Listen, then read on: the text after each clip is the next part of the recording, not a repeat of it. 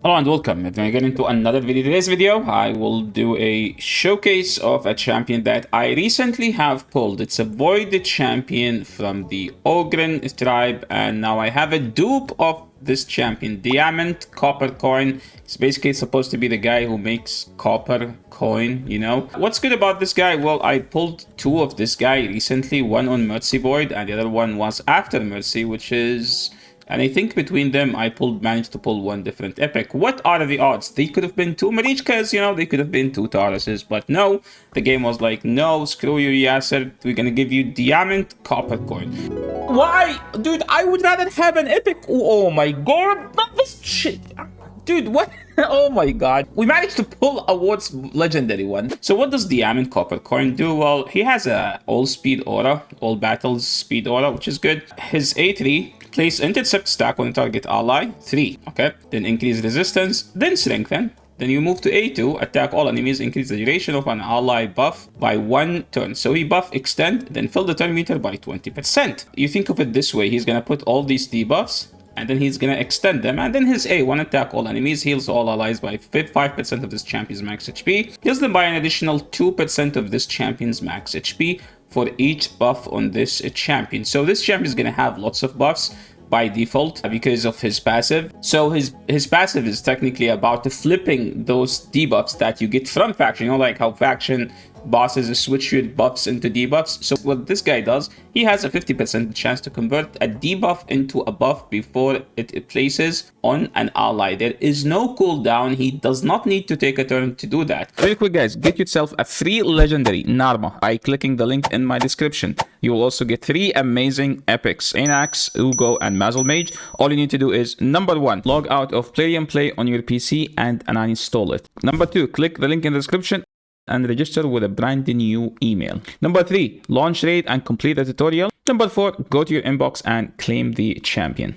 So don't miss out on the great chance to get Narma and 3 very strong epics. So make sure to click my link before it expires.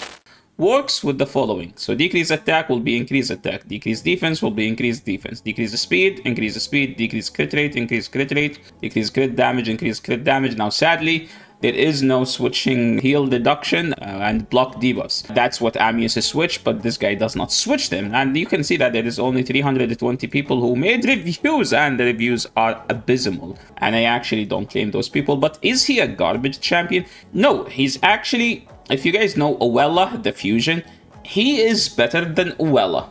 Because what Uella does, she has the turn meter on this ability, the increased resistance. She has increased resistance. So she has the turn meter here. And the thing about this champion, this is a champion you put in a Wixwell type of a team. So Uella extend, but she doesn't boost turn meter. What he does, he extend and then boost the turn meter. So technically he will be able to give you more turns. Now Uella has decreased speed on A1. He has an AUE A1.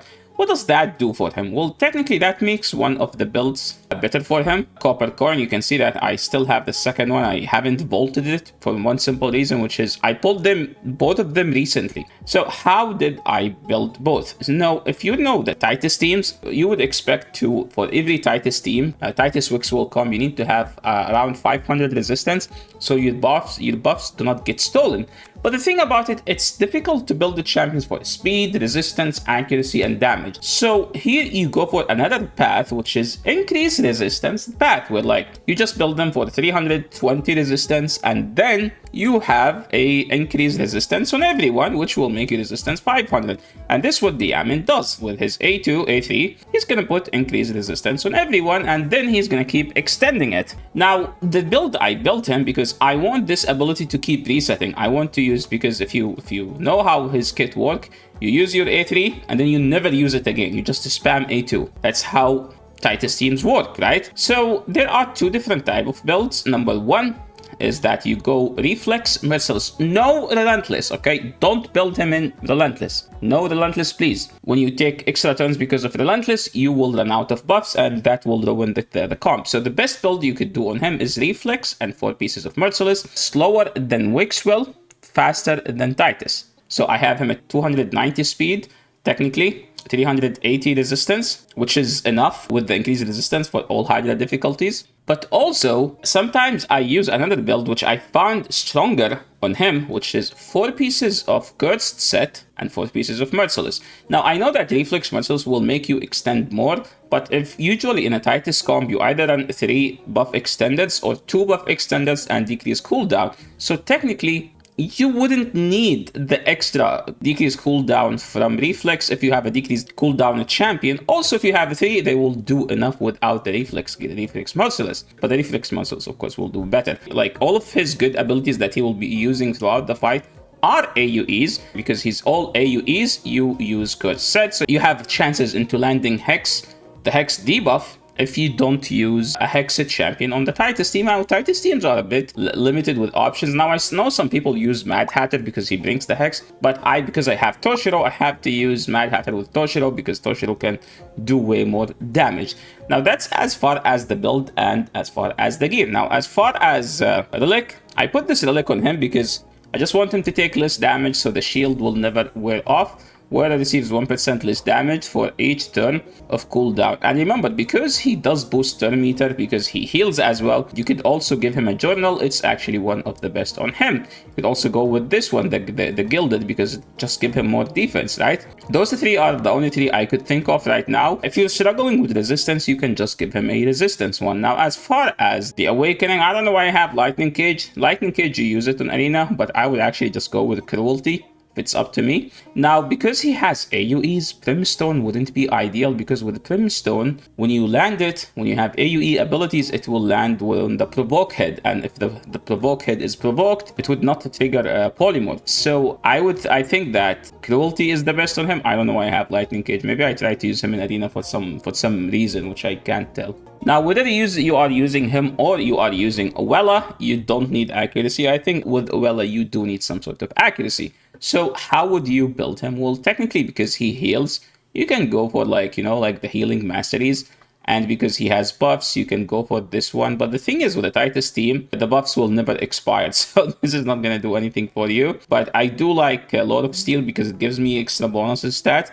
I need my A2 to be resetted. And remember, because he buffs, I need those buffs to be extended as much as possible. So you don't need this one on the Titus team. But on other comps in faction, you will need this one. Now, as far as the debuffs, I mean, he doesn't have debuffs. But remember that I'm using a Hex set on him. So this one does have the chance into extending that Hex set. Now, I did not choose anything for tier 6 mastery because I was kind of, thinking about it. I don't think you need this one. You can just go for the retribution, and you can go for resistance if you're lacking some resistances. Also, if you have a Hex set, since you don't need this one, you can go for those 2, to be honest. So you have a chance into extending the Hex, and you have a higher chance into landing the Hex. Now, where do I use him? We agreed that I use him on a Titus comp. So we go to Hydra. So this is my current Titus team. I have 2 buff extenders.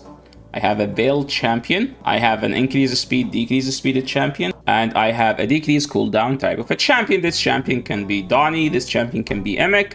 The thing about Emek, his A2 work with Reflex Merciless, so you can get his A2 to the cooldown to be reduced, while with Donatello, it does not get reduced by anything. So that's the main thing about it. Is this the only place? No, he's actually so good in faction. So what does he do here in the faction? Literally nothing, like in the waves. He's just using his A1. Literally, that means he's not doing anything. And then if we go through the fight, we're just trying to get to the boss. And against the boss, here is where he clutch, which is basically, if you see, you see how many buffs the boss was able to land? Now, watch after we put the increased resistance. So after the increased resistance, the boss will never land a single debuff. This is a 6 minutes, okay? So see, you will never see the boss landed debuff. So you will never see a debuff. Okay, that was a 1 poison. And if you know this boss, you know that this boss puts so many poisons. So that could be a 3%.